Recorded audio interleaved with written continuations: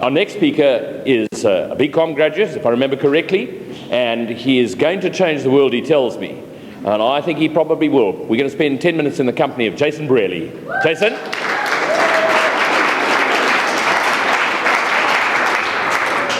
Thanks. So, welcome back. I hope you all had a good break, and thanks for everyone who spoke earlier this morning. So without further ado, I'm going to speak to you guys today about a banana. What do you think when you see this banana? You think, maybe I should have had one for breakfast, I'm quite hungry sitting here. But there's not much to it. It's yellow, it's edible, but today this banana is going to represent an idea. And I'm going to take you through as a little journey to why I think ideas have the power to change the world. So, why ideas? I love coming up with new ideas and solving problems, but it's more than that. An idea is something you conjure out of your head.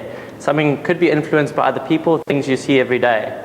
But it's still something that you can take from non-existent and bring it to life. Something no one else has ever seen, no one else can touch. You have the ability to take it from nowhere, from something intangible, and turn it into something real. So I found this quote, "Great innovators ask impossible questions." And I thought I'd take it a bit further, because I feel that great ideas answer those questions and the ones that people haven't asked yet. But where do ideas come from? When do you have ideas? Some people have them every single day. Some people have once every year, twice a year. But where do they come from? Is it while you're doing a routine activity, driving home from work, sitting in the car in traffic, shouting at that guy next to you for pulling in, pops into your head? Or is it when you're getting into bed late at night, shutting down, slowly calming down like that cute little puppy over there? Or do you need to get out of your comfort zone? Do you need to go out into fresh air, change your environment? Everyone is different, and that's what makes us so interesting. In saying this, there's a huge amount of research that points towards certain patterns that helps the ideation process and enhances it. Being in an environment where people are sharing ideas, different ideas are being shared, it's one of the best ways of coming up with your own ideas and strengthening your own ideas.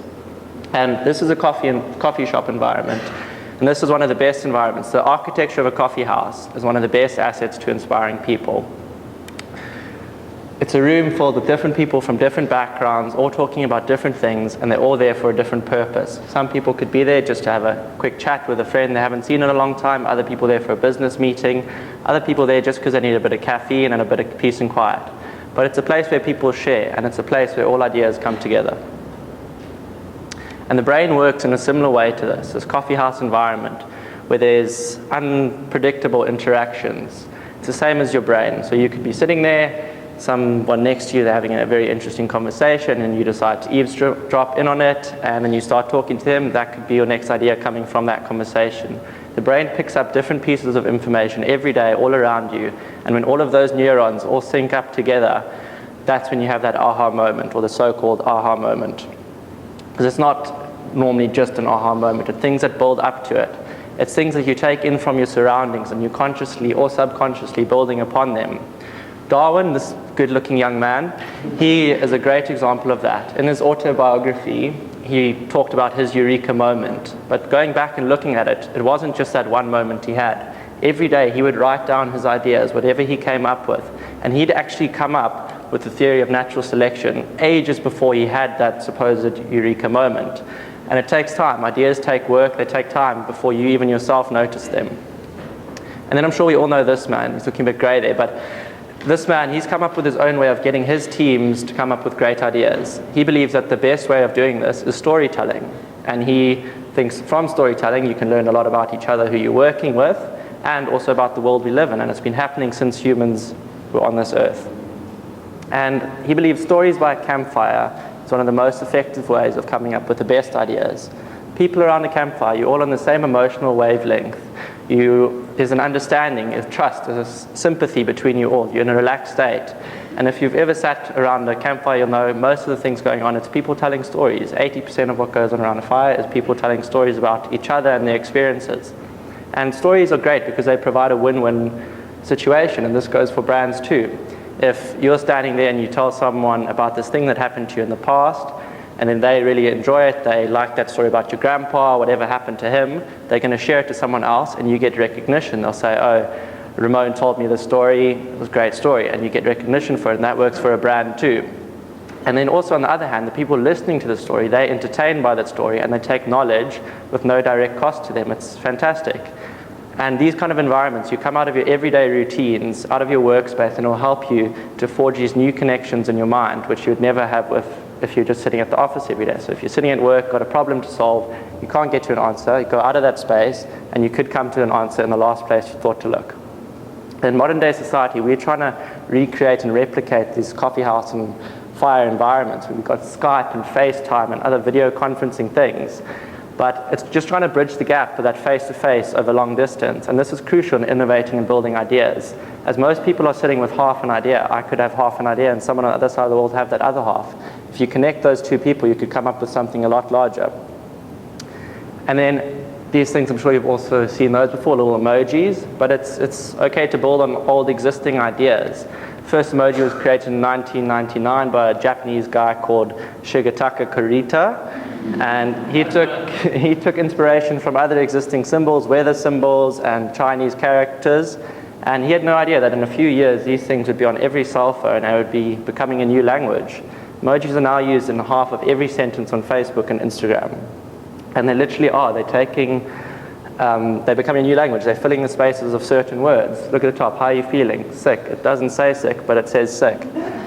And on top of that, they help disambiguate the meaning of sentences. So I can send you a message, leave me alone. It looks quite bleak. But if I send it with a laughing face, it's more laid back and relaxed. It's the same way as when you're speaking or you're using hand gestures. It just adds meaning to what you're saying. And so you're probably wondering why I'm talking about emojis in the first place. But it's a great example as to show how an idea that happened so long ago is slowly transforming. And this is my next slide of Kimoji. I don't know a lot about Kim Kardashian, but she decided to create this line of emojis, and other celebrities have caught on. There's Justin Bieber emojis there. And she actually ended up making an awful lot of money from it. And it's such a small idea, but she's just building on other people's ideas and tweaking them and making it relevant to who she's speaking to. And then from Kim Kardashian, we come to a brand that has got it right. When it comes to ideas, it's not good enough to just have a good idea. You need to execute that idea, and you need to execute it as well as possible. And in order to do so, you need to have a plan in place. Oreo, they were launching their new social media strategy at the Super Bowl, and they were brand ready to respond to whatever the game threw at them. They wanted the execution to go off with a bang, so they came up with this idea to have a social media command center at the game ready to respond to whatever happened in real time. And then the power went out.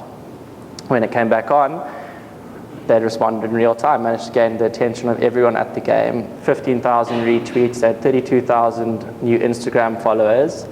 And so having that idea of having all their key decision makers ready on that day really paid off for them. And more marketers need to do that. They need to plan in advance, have that piggy bank of ideas that they can just implement in that moment for opportunistic content. But not everyone is good at planning. I myself, I'm not great at it. But that's okay too, because some of the greatest ideas and stories have come from those people who take a fair amount of time on things. Some of you might call it procrastinating. But procrastination is not always a bad thing. Martin Luther King, he was literally rewriting his speech 3 o'clock that morning. As he was about to walk on stage, he was still making notes. Procrastination leaves that little bit of room for creativity and that time for change. And as we all know, a while into his speech, he stopped and he said 4 words that will never leave our minds today.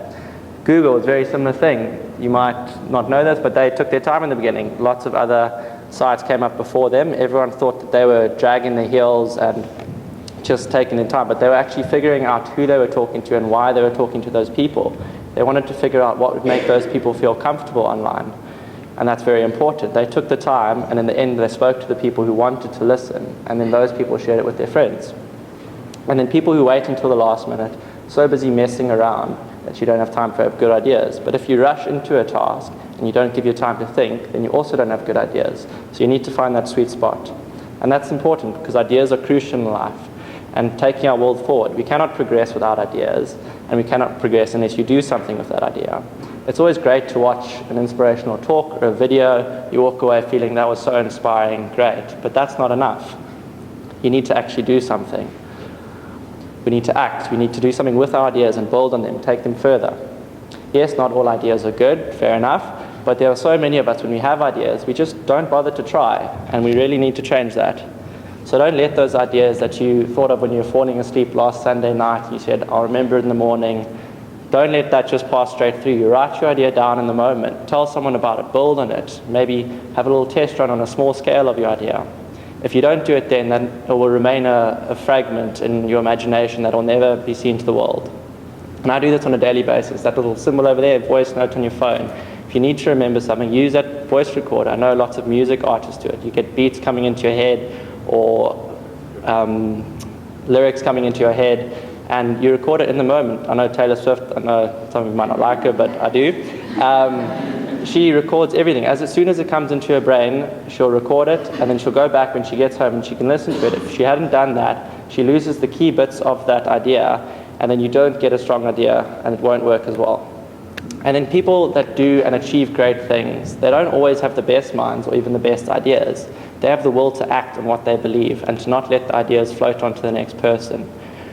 We all look at everything differently. You might see something different to how I see it. We're all unique. And each person sees something new every day. So surely if we're all seeing new things every day, we can come up with new things every day. There's no reason not to. When we come together and share these ideas, we make them that much stronger. Imagine if every person in the world wrote down one idea. Think about it. Everyone in the world wrote down one idea, and then you looked at these ideas. I promise you, they would probably solve half the world's problems in what everyone could come up with, but people aren't sharing their ideas enough. That idea is trapped in someone's brain, and it just needs to be let out into the world. So we need to get people to believe in themselves and believe in their ideas. And this brings us to the end of the journey of the banana, but please make the most of your ideas as you can, and you will change the world. And don't let your banana go brown. Thank you.